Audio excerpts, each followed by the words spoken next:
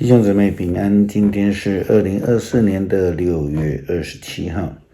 今天的经文是诗篇130篇，撒母耳记上卷19章18节到24节，哥林多后书第7章第2节到16节。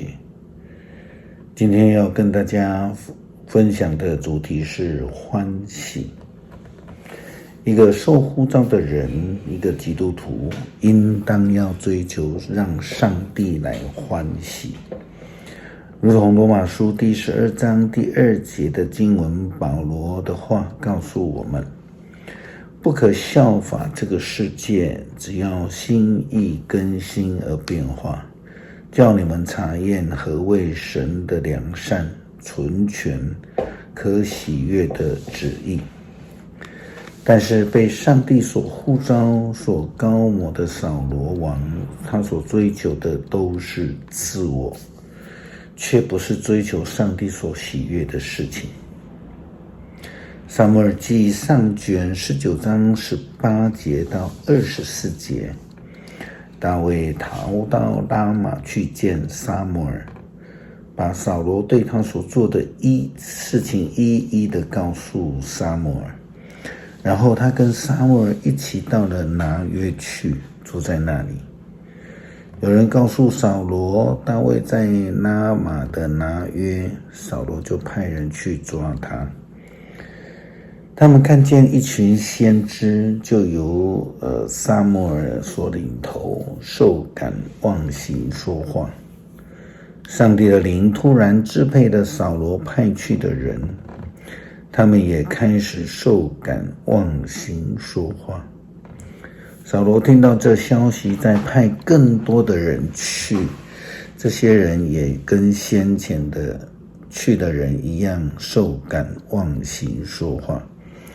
扫罗第3次派人去，同样的事再度的发生。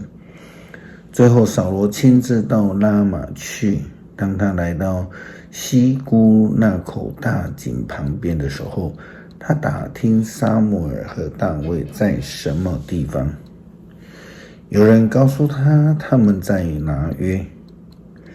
扫罗正往那里去的时候，上帝的灵也突然间的支配他，他就一路受感忘形说着话到拿约。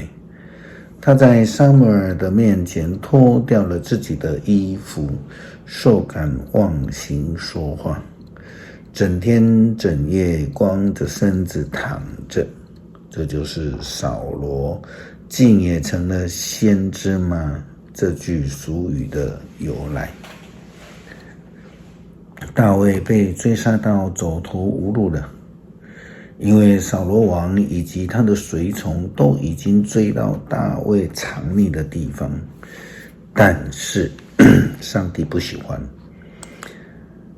上帝就以圣灵来充满，来阻止他们。保罗告诉哥林多教会基督徒，因为他们能够反悔来得救而高兴。保罗高兴很重要吗？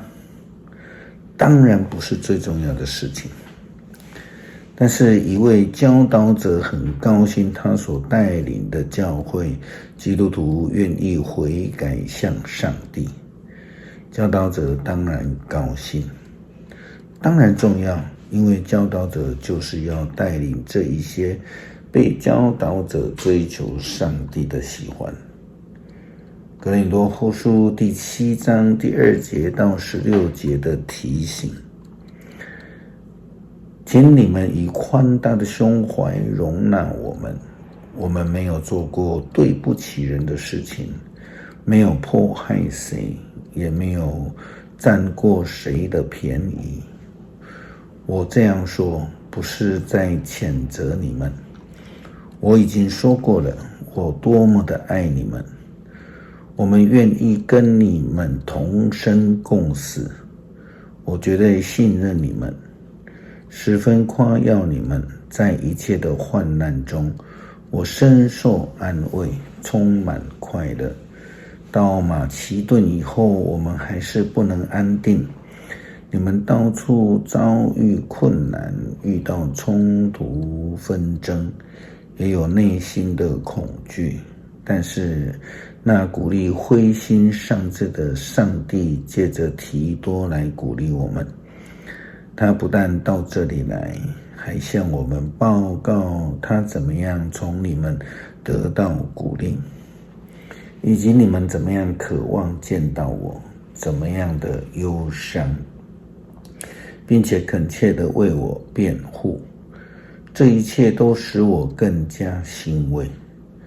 关于从前我给你们的那封信，即使它使你们心里难过，我也不后悔。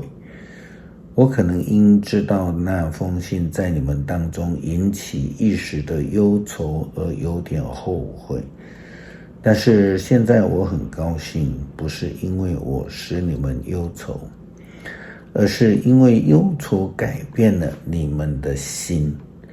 上帝善用你们的忧愁，因此可以说我们所做的并没有伤害你们。上帝用忧愁改变人心，使人得救，这是用不着后悔的。可是属世的忧愁会使人死亡。你们看，上帝这样的善用了你们的忧愁，使你们急切地为自己辩护，而且显出义愤，又警惕，又热望，又忠心，又惩罚不义，在各方面你们都证明自己是清白的。因此我虽然写的那一封信，但并不是为了犯过错的人写的，也不是为了受亏负的人写的。相反的，我写那封信的目的是要表明你们在上帝的面前对我们的热情是多么的深切。我们因此得到了鼓励，不但这样，提多的喜乐更增加了我们的喜乐，因为你们都帮助他，使他快乐。我曾在他面前夸奖你们，你们并没有使我惭愧。我一向对你们说实在话，同样的，我对提多夸奖你们的话也证明是实在的。所以当提多想起你们怎样的顺服，怎样的用恐惧战惊的心来接待他，他对你们的爱心就更增加了。现在我多么的高兴，因为我可以完全信任你们。这样保罗就可以信任他们，因为他们开始走在正路上。或者应该说，保罗为了哥林多教会的基督徒而高兴。诗篇130篇，上主啊，我在绝望中求告你。主啊，求你垂听我的哀嚎，求你听我求助的呼声，求你记录我们的罪过。谁能逃脱惩罚呢？然而你饶恕我们，因此我们应该敬畏你。我迫切地等候上主的帮助，我信靠他的话，我仰望主，比守夜的人等候天亮还要迫切。是的，比守夜的人等候天亮还要迫切。以色列要信靠上主，因他有不变的爱，他有丰盛的救恩，他要拯救他的子民以色列脱离他们一切的罪恶。恳求主帮助我们成为你所喜悦的仆人，让我们走在正道上，不偏不倚地跟随你的道路。祷告祈求，奉主耶稣基督圣名求，阿们。